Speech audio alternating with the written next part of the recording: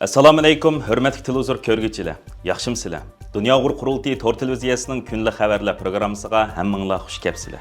Men İftihar Abdurashid. Bugun payshanba. Hurmatli ko'ruvchilar, tövəndə diqqətinizlər kunlik xabarlar programmamızning tafsilotida bo'lsin. Amerika poytaxti Washingtonda faoliyat elib berayotgan Dunyo Uyg'ur qurultiyi rahbarlari Amerika parlamentida parlament a'zolari bilan uchrashib, Amerika parlament a'zolariga Uyg'ur masalasini eslatdi.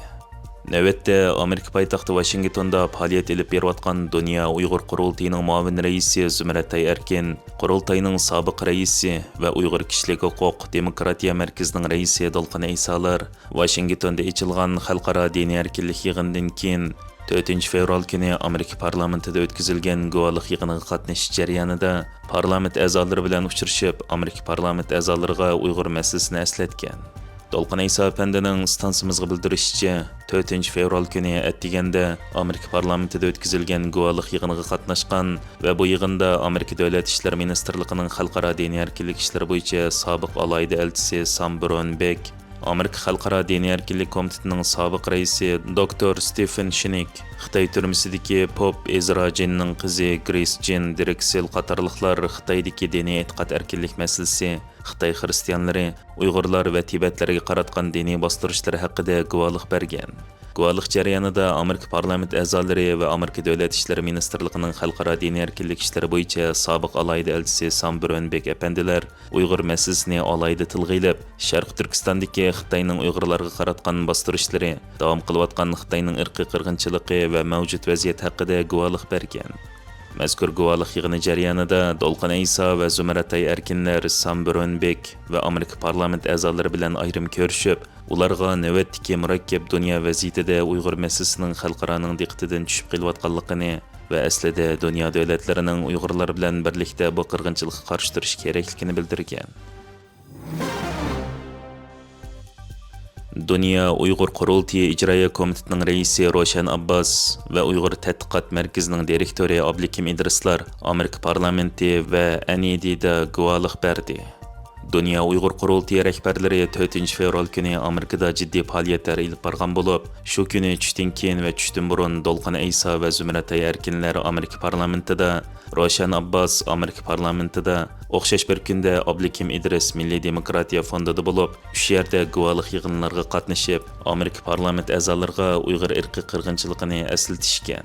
Tushdan burungi faoliyatlarda Uyg'ur tadqiqot markazining direktori Abdukim Idris Amerika Milliy demokratiya fondida guvohlik berib, Xitoyning Sharq Turkistondagi irqiy qirg'inchilik siyosatlari, diniy bostirishlari, Uyg'ur farzandlarini oilasidan majburiy ayirib etib dinsizlashtirish va assimilyatsiyaga uchrayotganlik haqida tafsiliy to'xtalgan.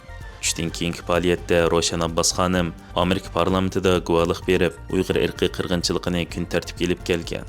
Roshan Abbas xonimning guvohligini rohingalik siyosiy faoliyatchi Vayvayni o'qigan bo'lib, uning guvohligida mundaq deyilgan: "Men bugun o'z jamiyatim nomidan emas, balki Uyg'ur qarindoshlarimiz nomidan so'z qilish sharafiga erishdim. Uyg'ur xalqi davomli qirg'inchilikqa duch kelmoqda. Ularning tili, e'tiqodi va madaniyat kimligi jinoyat deb qaraldi. Ilgari yuz bergan qirg'inchilik va insoniyat qarshi jinoyatlarda elib borgan barliq siyosatlar davomli aktiv holatda turmoqda yoki kengayotdi. Uyg'urlar majburiy emgakka, tutib turishga, nazorat qilishga, tug'maslikqa va assimilyatsiyaga duch kelmoqda. Ayollar majburiy bola tushirish va Xitoy erlari bilan majburiy to'y qilishga duch kelmoqda. Uyg'urlarning tug'ilish nisbati zo'r darajada tuvanlab, davlat diniy va milliy kimligiga qartilgan ziyonkashlik ig'irlashdi. Uyg'ur imomlari va onalar Qur'on o'rgatganligi yoki e'tiqodini saqlab qolganlik uchun 10 necha yil qamoq jazosiga hukm qilindi. Masjidlar chiqib etildi. Xitoy hukumatı hatto Qur'on va Injilni partiya ta'limotiga mos keladigan holda qayta yozishni planlamoqda. Ramazon oyida Uyg'urlar ro'za tutmaydiganligini isbotlashga majburlanadi. Bu guvohlik faoliyatiga Amerika parlament a'zosi Peter Poskam, parlament a'zosi Jim McGovern va parlament a'zosi Sam Ricardo, xalqaro diniy erkinlik munbirining raisi Sam Brownback va Katrina Lantos qatorliqlar qatnashib so'z qilgan. Kishilik huquqni kuzatish tashkilotining 2026 yillik dokladida Xitoyning Sharq Turkistonda davomlashtirayotgan qirg'inchiliklarni o'ttirib qo'ygan. Kişilik huquqni kuzatish tashkilotining Osiyo ishlari mas'uli Maya Wang, Shi Jinping rahbarligidagi Xitoy hukumati bargan sari ofat xarakterlik kişilik huquq jinoyat xotirasi paydo qilib, asos erkinliklarga qarshi elib berilgan bostirishni kengaytib va cho'nqirlashtirdi.